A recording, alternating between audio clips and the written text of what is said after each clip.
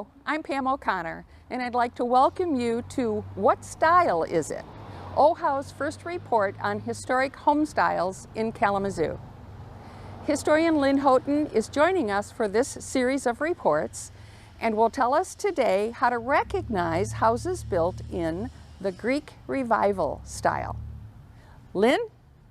Hi, I'm historian Lynn Houghton here for the Old House Owners Workshop, asking the proverbial question, what style is it?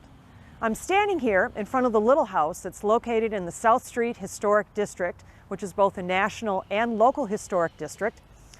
The little name is not just because it is a little house compared to the other houses that surround it, but also because a longtime owner had that last name. The home originally was built in 1847 by the Hogenboom family, and there were two other families that owned it before Frank and Cornelia Little purchased it and owned it for about the next 60 years. So what style is this?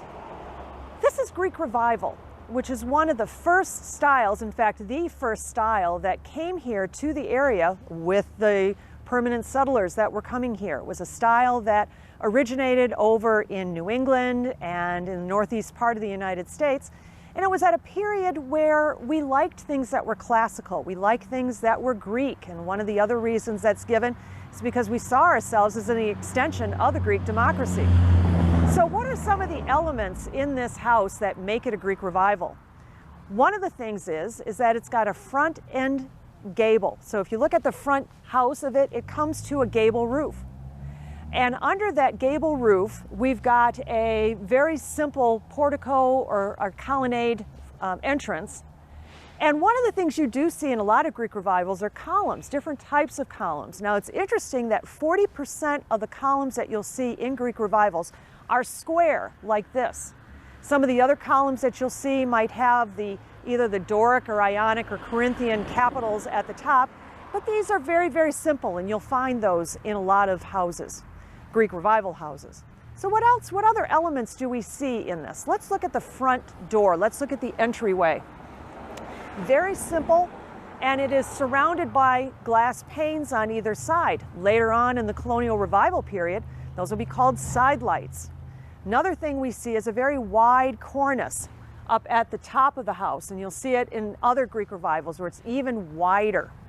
The windows are very simple. The windows in the little home are 6 panes of glass over 6 panes of glass, which is what you'll traditionally see, but very simple with just a little bit of decoration on top of it.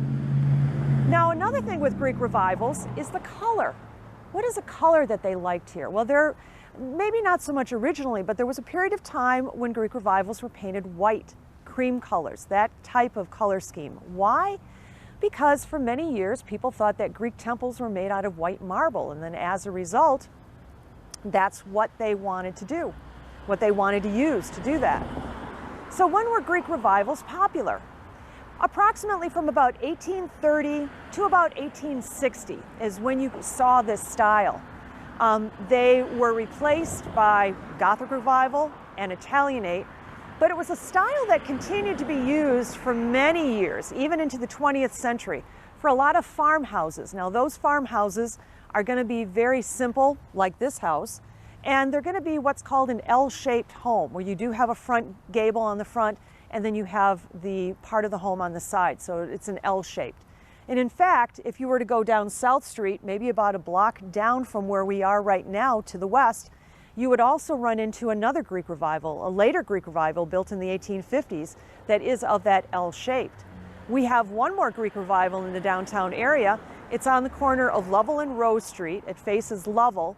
Now that one is 1 year older than the little home. That one was built in 1846, but that one was actually moved. It originally faced Rose Street and then was moved to face Lovell Street. Now that's a really true temple Greek Revival, and if you look at that, you can see that the capitals on top of the columns are a little different than what you would see here in the little home. Greek Revival. So what are the elements that you're going to look for in a Greek Revival? Well, one of the things you're going to look for is you're going to look for either typically that front gable roof.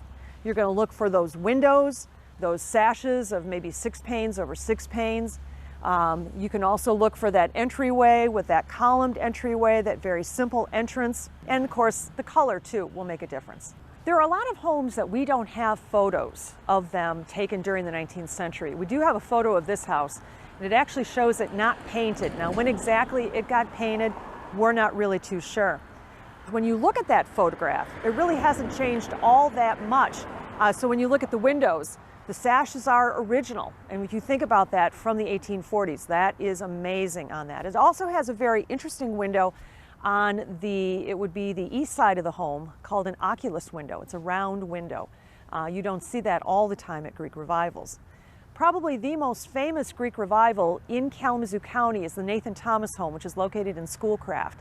That is a very interesting L-shaped Greek revival. And what's interesting about that is that it was the site of not only the home of Nathan and Pamela Thomas and their families, but it was also the site of the Underground Railroad. And it had been moved after the Civil War and to its current location, and it's currently operated by the Schoolcraft Historical Society. It's amazing when you drive into smaller communities and when in Kalamazoo County, and when you drive on some of the roads like M43, West Main, you're going to run into Greek revivals. So it was a style that was very popular for a long period of time, and is one that can be easily identified when you see it. I'm Lynn Houghton, here for OHOW. Thank you for joining us for our first segment of What Style Is It? And I hope you will join us again.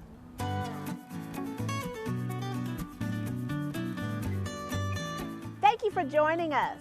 Please follow us on Facebook at OHOW Old House Owners Workshop.